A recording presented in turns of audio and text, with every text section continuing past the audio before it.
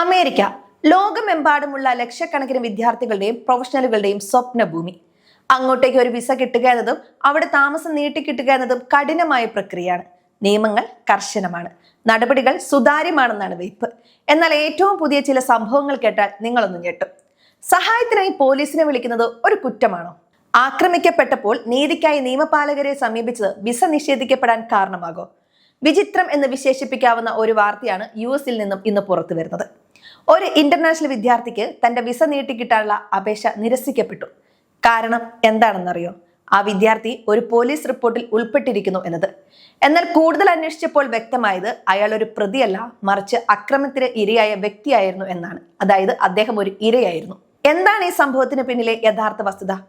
American immigration വിഭാഗമായ US citizenship and immigration service ഇത്തരം തീരുമാനങ്ങൾ എടുക്കുന്നത് എന്തുകൊണ്ടാണ്? നമുക്ക് വിശദമായി പരിശോധിക്കാം. അമേരിക്കയിലെ പ്രശസ്തനായ ഇമിഗ്രേഷൻ അറ്റോർണി സ്കോട്ട് ഡെക്കർ ആണ് തന്റെ ഒരു ക്ലയന്റിനുണ്ടായ ദുരനുഭവം ലിങ്ക്ഡിൻ വഴി പുറത്തുവിട്ടത്.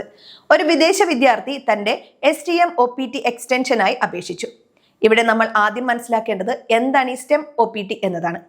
Science, technology, engineering, mathematics STEM എന്നീ മേഖലകളിൽ പഠനം പൂർത്തിയാക്കുന്ന വിദ്യാർത്ഥികൾക്ക് പഠനശേഷം അമേരിക്കയിൽ ജോലി ചെയ്യാൻ നൽകുന്ന അനുമതിയാണ് OPT അഥവാ ഓപ്ഷണൽ പ്രാക്ടിക്കൽ ട്രെയിനിങ്. സാധാരണ 1 വർഷമാണ് ഇതിന്റെ കാലാവധിയെങ്കിലും STEM മേഖലയിലുള്ളവർക്ക് ഇത് 2 വർഷം കൂടി നീട്ടിക്കിട്ടും. ഇതിനാണ് STEM OPT എക്സ്റ്റൻഷൻ എന്ന് വിളിക്കുന്നത്. ഒരു കരിയർ കെട്ടിപ്പടുക്കാൻ ആഗ്രഹിക്കുന്ന ഏതൊരു വിദ്യാർത്ഥിക്കും ഇത് വളരെ നിർണായകമാണ്. ഈ വിദ്യാർത്ഥിയുടെ അപേക്ഷ പരിഗണിച്ച USCIS ഉദ്യോഗസ്ഥർ അത് നിഷേധിക്കുകയാണെന്ന് അറിയിച്ചു. ഇതിന് കാരണമായി അവർ ചൂണ്ടിക്കാണിച്ചത് അപേക്ഷകന് ഒരു ലോ എൻഫോഴ്സ്മെന്റ് ഇന്ററാക്ഷൻ അഥവാ നിയമപാലകരുമായി ഒരു ഇടപാടുണ്ടായിട്ടുണ്ട് എന്നതാണ്. അതായത് പോലീസിന്റെ റെക്കോർഡുകളിൽ ഇയാളുടെ പേരുണ്ട് എന്നാണ് ഉദ്യോഗസ്ഥരുടെ വാദം. എന്നാൽ ഇതിലെ വിരോധാഭാസം എന്താണെന്നറിയോ? ഈ വിദ്യാർത്ഥി ഒരിക്കൽ തെരുവിൽ വെച്ച് ആക്രമിക്കപ്പെട്ടപ്പോൾ സഹായത്തിനായി പോലീസിനെ വിളിച്ചിരുന്നു. ആ കേസിൽ അയാൾ ഇരയുമായിരുന്നു. പോലീസ് തയ്യാറാക്കിയ റിപ്പോർട്ടിൽ സ്വാഭാവികമായും ഇര എന്ന നിലയിൽ ഇയാളുടെ പേരും വരും. ഈ റിപ്പോർട്ട് കണ്ട് ഇയാൾ ഒരു കുറ്റവാളിയാണോ എന്ന് പോലും പരിശോധിക്കാതെ ഉദ്യോഗസ്ഥർ വിസ നീട്ടി നൽകാൻ വിസമ്മതിക്കുകയായിരുന്നുവെന്നാണ് റിപ്പോർട്ടിൽ പറയുന്നത്. അറ്റോർണി സ്കോട്ട് ഡെക്കർ ഇതിനെ ക്രേസി എന്നാണ് വിശേഷിപ്പിച്ചത്. അദ്ദേഹം തന്റെ കുറിപ്പിൽ പറയുന്നത് ഇങ്ങനെയാണ്: ചുരുക്കത്തിൽ ഒരു കുറ്റകൃത്യത്തിന് ഇരയാകുന്നതും പോലീസിനെ സഹായത്തിനായി വിളിക്കുന്നതും അത്ര മോശം കാര്യമാണെന്നും അത് US-ലെ വിസ ആനുകൂല്യങ്ങൾക്ക് നിങ്ങളെ അയോഗ്യനാക്കുമെന്നുമാണ് USCIS നിലപാടെടുക്കുന്നതെന്നാണ് അദ്ദേഹം കുറിച്ചത്. ഇത് ഉദ്യോഗസ്ഥരുടെ അലസതയാണോ അതോ പുതിയ ഇമിഗ്രേഷൻ നയങ്ങളുടെ ഭാഗമാണോ എന്ന ഗൗരവകരമായ ചോദ്യം അദ്ദേഹം ഉയർത്തുന്നുണ്ട്.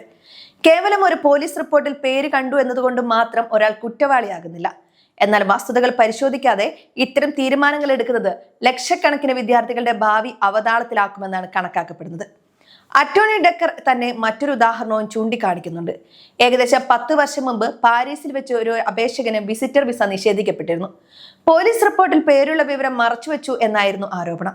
എന്നാൽ ആ അപേക്ഷകൻ ഒരു കുറ്റകൃത്യത്തിന് സാക്ഷിയായിരുന്നു എന്നതാണ് സത്യം.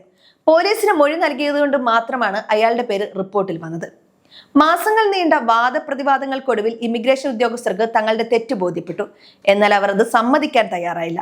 പകരം മറ്റൊരു കാരണം കാണിച്ച് വിസ വീണ്ടും നിരസിച്ചു. കോടതിക്ക് ഇടപെടാൻ കഴിയാത്ത സാങ്കേതിക കാരണങ്ങൾ നിർത്തി തങ്ങളുടെ അധികാരം ദുർവിനിയോഗം ചെയ്യുകയായിരുന്നു അവരെന്നും റിപ്പോർട്ടുകളിൽ പറയുന്നു. എന്തുകൊണ്ടാണ് ഉദ്യോഗസ്ഥർക്ക് ഇങ്ങനെ ഇവിടെ ചെയ്യാൻ കഴിയുന്നത്?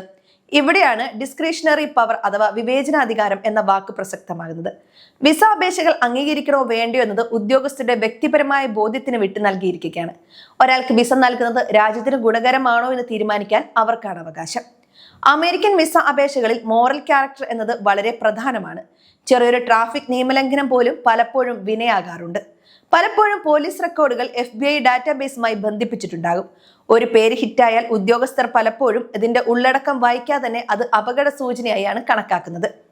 യഥാർത്ഥത്തിൽ അമേരിക്കൻ നിയമത്തിൽ കുറ്റകൃത്യങ്ങൾക്ക് ഇരയാകുന്നവർക്കായി പ്രത്യേക വിസ തന്നെയുണ്ട്. U വിസ എന്നാണ് ഇതിനെ വിളിക്കുന്നത്. കുറ്റകൃത്യങ്ങളെക്കുറിച്ച് പോലീസിനെ അറിയിക്കുകയും അന്വേഷണത്തിൽ സഹായിക്കുകയും ചെയ്യുന്നവർക്ക് സംരക്ഷണം നൽകാനാണിത്.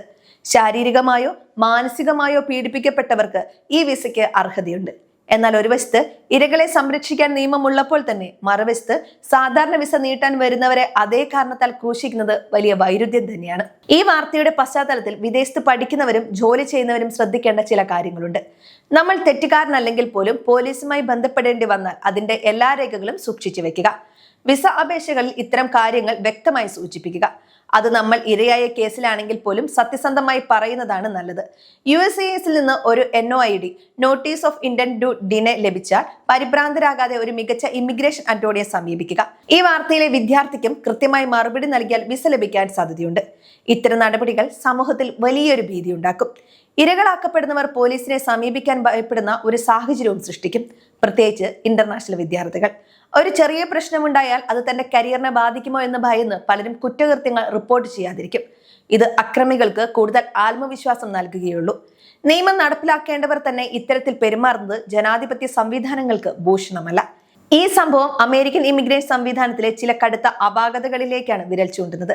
സിസ്റ്റം കൂടുതൽ ഡിജിറ്റൽ ആകുമ്പോൾ മനുഷ്യത്വപരമായ ഇടപെടലുകൾ കുറയുകയാണോ എന്ന് സംശയിക്കേണ്ടിയിരിക്കുന്നു. കേവലം ഒരു പേര് ഡേറ്റാബേസിൽ കണ്ടു എന്നതുകൊണ്ട് ഒരാളുടെ വർഷങ്ങളായുള്ള കഠിനാധ്വാനം ഇല്ലാതാക്കുന്നത് നീതിയല്ല. ഈ വിദ്യാർത്ഥിയുടെ കേസ് ഇപ്പോൾ സോഷ്യൽ മീഡിയയിലും നിയമവൃത്തങ്ങളിലും വലിയ ചർച്ചയായിരിക്കുകയാണ്. ഇതിനനുകൂലമായ ഒരു തീരുമാനമുണ്ടാകുമെന്നും ഉദ്യോഗസ്ഥർക്ക് വിവേകം ഉദിക്കുമെന്നാണ് അറ്റോർണി ഡക്കർ പ്രത്യാശിക്കുന്നത്. ഒരുപക്ഷെ ഇതിന് പരിഹാരമായില്ലെങ്കിൽ ഫെഡറൽ കോടതിയെ സമീപിക്കാനാണ് അവരുടെ തീരുമാനം. അമേരിക്കൻ സ്വപ്നങ്ങളുമായി പോകുന്ന ഓരോ മലയാളി വിദ്യാർത്ഥിയും മനസ്സിലാക്കേണ്ട കാര്യമാണിത്. നിയമങ്ങൾ അറിയുക എന്നത് നിങ്ങളുടെ അവകാശമാണ്. അത് പാലിക്കുക എന്നത് നിങ്ങളുടെ ഉത്തരവാദിത്വവും.